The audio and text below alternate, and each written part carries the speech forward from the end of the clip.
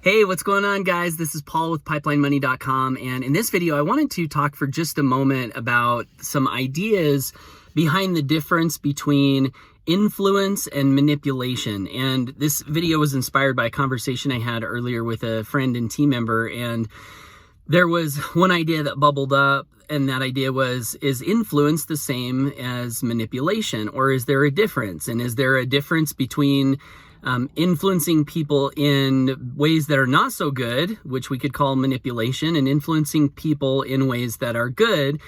And, I started thinking about this stuff a long time ago when I was reading a book called The Science of Getting Rich by Wallace Wattles. And in that book, he says something to the effect of, it is wrong to coerce people by physical force, and it is also therefore wrong to coerce people by mental force.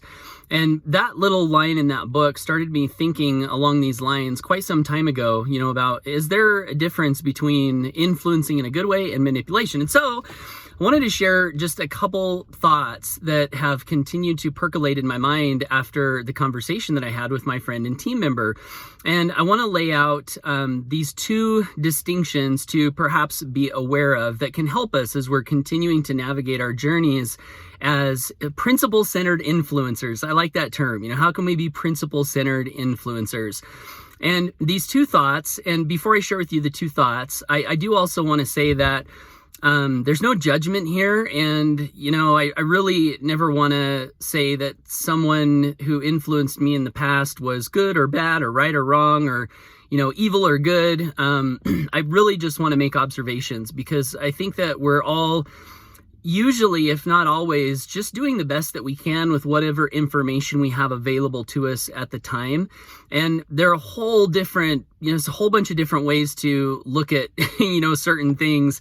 And I'll explain more about what I mean by that here as the video continues. So here are the things that I think are good to think about in determining whether we're manipulating someone or whether we're influencing them in a principle-centered way. Number one, intention. And number two, strategy. Okay, so let me talk about these each for just a moment. Intention. What is your intention behind influencing someone? I had a mentor at one point in my journey use the following phrase: I let people do whatever I want in whatever ways that they want. And it was, kind of funny. And it was also, I think that statement was given from a good intention, in that at the time he was illustrating how we can use our language in ways that help people make decisions. And just, a quick example of this is when you're scheduling an appointment with someone, you can say something like, I have some time tomorrow morning at, 10 o'clock. I also have some time tomorrow afternoon at 3 o'clock, which would be better for you. And that's an example of, allowing someone to do whatever you want in whatever way that they want, right? So I don't know that there's anything really nefarious there. But that phrase, taken out of context, I think does a good job of expressing an intention that could be not so good. And that intention would be, wanting people to do your will regardless of whether it's something they want and or regardless of whether it's good for them or not. So I think, the highest thought that I can grasp as far as intention goes and influence is, can we have an intention to always have the other person's highest and best good at the forefront of everything that we do? So, whether they join or buy or not, if our only intention is to get them to join and buy, maybe that's not so good, because we don't always know what's best for someone else. And so if our intention rather is to always do the best that we can to highlight and illustrate things in a way where the other person is fully educated and they can make the decision that's best for them, and to always have that intention, behind all of our communication and everything that we do, I think that's a good underlying foundation for principle-centered influence. So there's intention. And then the second one is strategy. How do we influence? I think about, Tony Robbins, where I heard him say that human beings' greatest motivators are hope of gain and fear of loss. And then I heard him say fear of loss is by far the greater motivator to action. And, I think that's probably true for the most part. But we can use that knowledge in different ways to influence people. We can take it to the extreme and in our influence really play on people's fear and play on scarcity and play on, the kind of like the lowest base of emotion. And yeah, we can, I wouldn't use the term inspire. I think a better term is leverage. We can leverage those, and we can leverage people to take actions based on those lower level emotions. And that is a way to influence people. But is it the best way?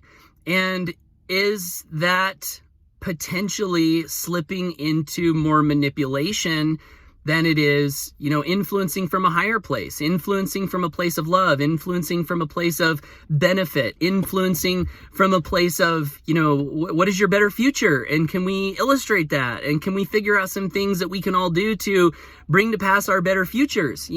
That's another direction that we can take in our influence. And again, I'm not saying one is right or wrong. And oftentimes there's levels and degrees to which we can use these things. We just finished a promotion last week where we had a deadline, and that sort of is fear of loss.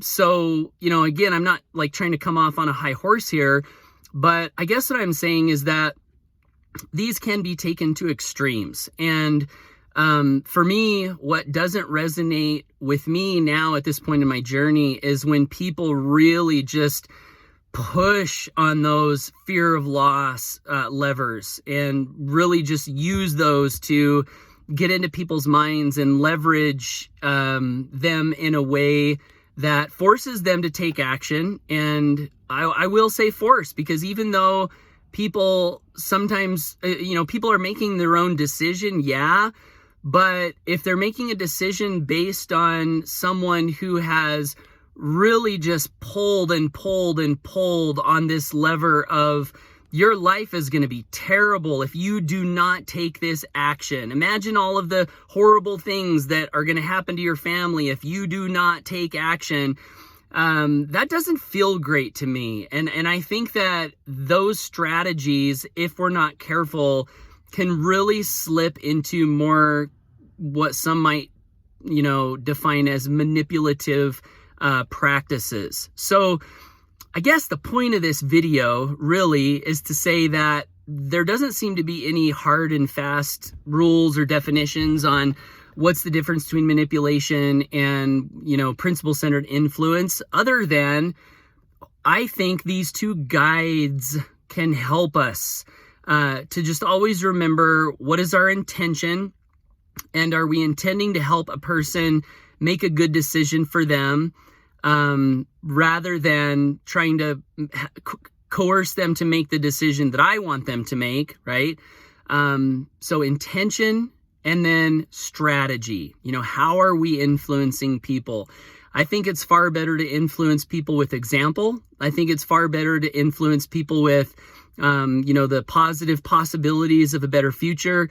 I think it's far better to influence people with benefits. I think it's far better to influence people where you have something that can actually help them, and then you just do your best to help them see all of the awesome things about the thing that you have that can help them, right? And we invite them to make a decision after we've done the best that we can to illustrate those positive benefits in the most honest, genuine, truthful, sincere manner possible. Those strategies really resonate with me. I think the more that we can lead from a place of love, lead from a place of faith, lead from a place of goodness, lead from a place of positivity. And of course, when I say lead, I'm meaning influence, right? John Maxwell said, leadership is influence, nothing more, nothing less. And so the question is, what kind of a leader do we want to be? That's the same as saying what kind of an influencer we want to be. Hitler was a leader, right? Was he a good leader? He definitely influenced. He definitely influenced in a major way. He influenced a lot of people. He left his mark on history. But it sure does seem that there's a difference in leadership and there's a difference in influence. Gandhi also was a leader. Gandhi was an influencer.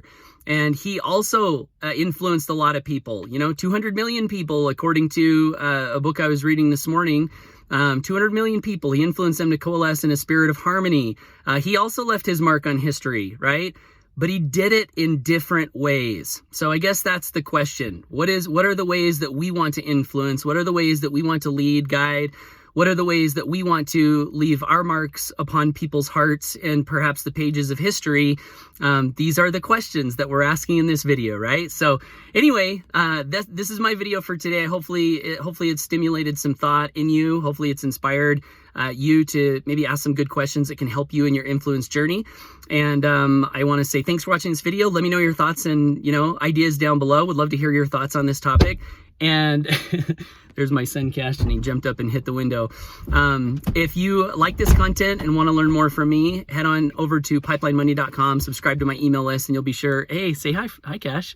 Head on to pipelinemoney.com, subscribe to my email list. That's the best way you can make sure you don't miss out on any future content. See what I did there? Miss out, right? Scarcity, fear of loss. Didn't mean to do that, but in that case, that is absolutely true, because I do post videos in various places and audios in various places, and if you're not on my email list, there is a good chance that you will miss out on content. So also I have on that page a free presentation that I did called 3 Free Residual Income Secrets. These are 3 lessons that have helped me in major ways develop a great residual income that has helped me to be free in my life, disconnect my time from my money, and also do it in a way where my heart feels good about what I'm doing. And I really believe that what I've built and am building is going to last far off in the future. So that's it. Have a great day. Thanks for watching. Bye for now.